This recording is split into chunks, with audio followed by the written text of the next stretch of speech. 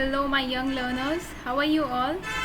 I welcome you all here at Swiflearn, which is India's most sincere learning destination, providing the classes for grade 1 to grade 10. So, I, Ritika, am back with bringing with me another new session for you all. And before telling you what are we going to study today, we will, as usual, have a quick tour around Swiflearn to know what is Swiflearn all about. So over here at Swiflearn, you will be getting live and interactive classes with batches containing maximum 6 students. Why 6 students? Because you all deserve the attention, right? Then we have an academic mentor team apart from teachers to track your progress and also to help you if you get stuck anywhere. Also, we cover the syllabus as per your school exam schedule so that you can perform well in your school exams also. Now, there are some of key features of Swiflearn which makes it all the more special. And these key features include detailed progress report. So this detailed progress report, it will be a kind of detailed analysis of your performance. Okay, it will be including your homework, classwork, practice test, everything. It will be having a analysis. Then we have Swiflearn academic test series. So here it is a kind of practice test which you can attempt and you can compete with various students, you can see your position and you can work accordingly with help from us. Then you can take unlimited practice test including 2 categories of subjective and objective. And subjective test, you all know it will help you in answer writing in your school exams. So what are you waiting for? Kindly go to Swiflearn and book your free trial class. And if you are new to the channel, you know what to do. You need to subscribe and press the bell icon so that you do not miss any update. Okay, so starting. We are going to study about natural calamities, part number 2. We already have done part number 1. If you have missed, please go to the channel of Swiflearn. The video is listed there. Please go see it and learn what is given in the first session. So today, no problem, we will be having a revision of our previous concept also, and we will be learning about some more natural calamities, which is drought, famine and flood. So in our last class, we basically focused on earthquake and volcano, right? What is volcano, by the way? It is a kind of hill or a mountain, okay, this kind of formation which is having a vent or opening, okay, at the top, and from here the magma comes out as lava, okay, and it can sometimes also cause an earthquake. So talking about earthquake now, how is earthquake measured? It is measured using a device known as seismograph. And the people who study about earthquake, they are known as seismologists. Next talking about the intensity, that is how much impact has earthquake given. It is measured by a device which is known as Richter scale. Okay, so how much destructive the earthquake was, it is measured by using Richter scale. Okay, now talking about drought. So if I talk about drought, what is drought? It happens when there is no or very less rain for a long duration of time. Okay, so droughts, it happens when any particular area doesn't receive rain for a very long period of time. In the year 2002, India suffered, many states of India actually, they suffered drought. Why? Because there was no rain, or in some areas they received but a very little rainfall. So the North Indian states such as Uttar Pradesh, Andhra Pradesh, Chhattisgarh, Haryana, Maharashtra, Orissa, Rajasthan and Tamil Nadu, these were all declared as drought affected. Okay, so what happens in the drought is,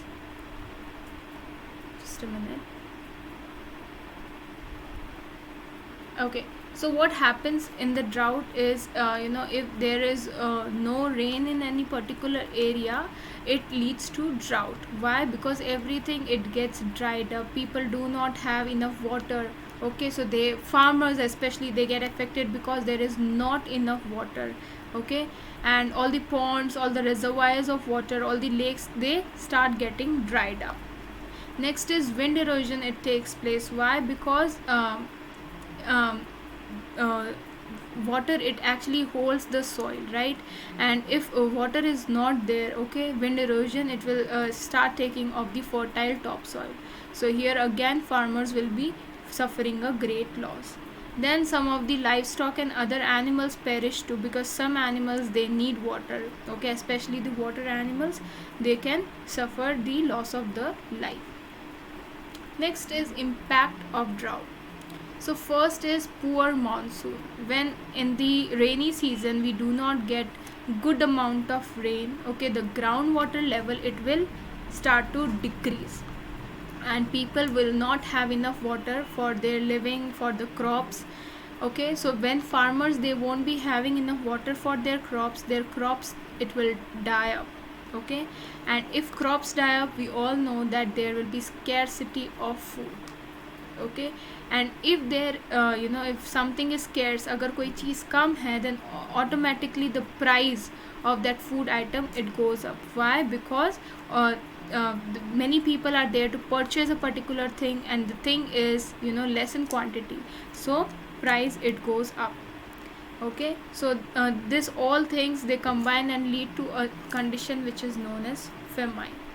So what is famine? Because of drought, people die because of shortage of food, okay. How we can define famine? After droughts, there is a shortage of food which is leading to death of people, and that condition, it is known as famine.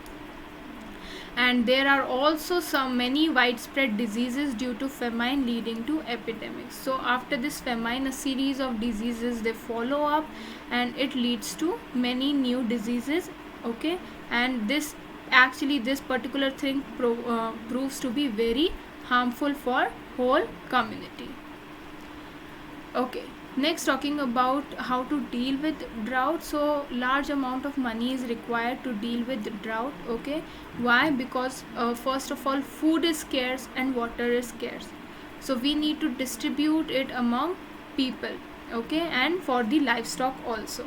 So in these conditions, many governmental and many non-governmental organizations, they provide money, they provide support. Now talking about the causes of drought. So first and foremost cause is we human beings, as we are cutting down the trees for urbanization on a large scale, okay. So that is why drought, the main reason for drought becomes cutting of trees, okay.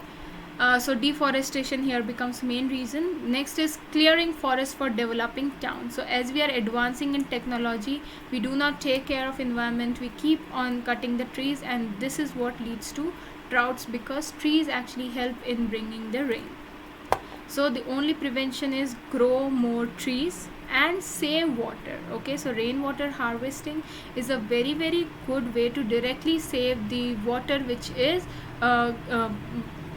coming to the earth as rainwater. Now, as I told you, whenever in any particular area, if it rains in a very less quantity or no rains, it can lead to drought. Similarly, if we have much rain, okay, then required, it can again lead to another destruction which is known as flood, okay. So one of the very common example which I can give you is the Kedarnath tragedy. I hope every one of you might be knowing about this particular tragedy, right? The floods that occurred in Kedarnath, okay. So what happens if any area I'm sorry, if any area is receiving heavy rainfall, okay, it can lead to condition which is known as flood, okay. So it can lead to flood, it has risk to human life, damage to property, infrastructure, buildings, crops get damaged, and livestock gets damaged, okay. So no rain is also harmful, and heavy rain is also harmful. In 2019 also, Indian floods, there were series of floods that affected over 13 states in the month of July and August, okay. And about 200 people died in that, and million people were displaced. and the worst affected states, they were Karnataka and Maharashtra. So especially if I talk about floods, the coastal regions, they are very much at the risk of flood. Okay, and many people died, but our forces, they always work towards helping us, so many people were saved by the help of Indian forces. Next, what causes flooding? So one of the primary reason is heavy rainfall. Okay अगर किसी area में continuously rainfall हो ही रहा है, okay तो वो water कहीं store नहीं हो पाएगा. Okay, there is no place for that water to go, and that will result in floods. And also overflowing rivers, it becomes another cause of flood. Next, speaking of dams, broken dams are another cause of flood. So what are dams? Dams are used to store the water. Or agar koi dam it gets damaged, it gets broken, then what happens? It can lead to the flood. And older infrastructure can fail when heavy rains come and water level rises. So if a dam becomes very old, okay, it leads to breaking of the dam. Okay, or jab bhi we are having heavy rainfall, the dam, they cannot store that amount of water, water level keeps on rising, and that is how we face this situation. And next cause is melting of snow and glaciers. Okay, so melting of snow and ice, it is another common reason for flooding. So what happens when a large amount of snow and ice, it is melting very quickly? Okay, it doesn't get any particular region to go. Okay, and it goes to low lying areas, and there it can cause the floods. So how to prevent floods? First of all, early warning. Okay, which happens in many of the states. Okay, as soon as the weather reports we have that flood is about to come, many people, they are displaced from the coastal regions especially. Then we have reservoir and hydropower operations. Okay, then we can remote dam safety monitoring programs, road weather, flooded roadways, post wildfire burn areas for flood early warning, and environmental monitoring. So here, if I talk about natural phenomena, it is something that is not in our hand, which we cannot control. All we can do is we can take our precautions so that we can be saved, and it can lead to minimum loss of life and property. So let's revise. What if it doesn't rain for a long time? So if there are no rain in any area for a long time, it leads to a condition of drought. And drought further leads to condition of famine. So what is famine? If in any particular area there is a shortage of food, okay, and because of that thing many people are dying and suffering from diseases, that condition is known as famine. And flooding, it is caused by excessive rains. Okay, whenever in any area there is raining, it is raining continuously. Okay, and the rainwater finds nowhere to go, it just collects, and that is what leads to flooding. Now, interesting facts. Aerial flooding, it is caused by heavy rainfall or snowmelt. And in the drought, snakes, they keep on migrating from one place to another, and that is why in drought time it is there are many cases of snake bite incidents. Right, let's see an activity to have a quick revision. If a very little rainfall occurs in any area, it may result in drought. In several droughts, people may even die because of shortage of food. So this shortage of food or the dearth of food, it is known as famine. And overflowing rivers cause droughts? No, droughts are caused when there is no rainfall, and overflowing rivers, they cause floods. Okay, so what we learned today, we learned about famine, drought, and flood. So I hope that you might have understood. It was a very easy chapter, just a kind of information about some natural phenomena. So I hope you might have understood everything. We will be meeting in the next session, in which we will be learning a bit more about these natural calamities. So stay tuned, keep learning, book your free trial class.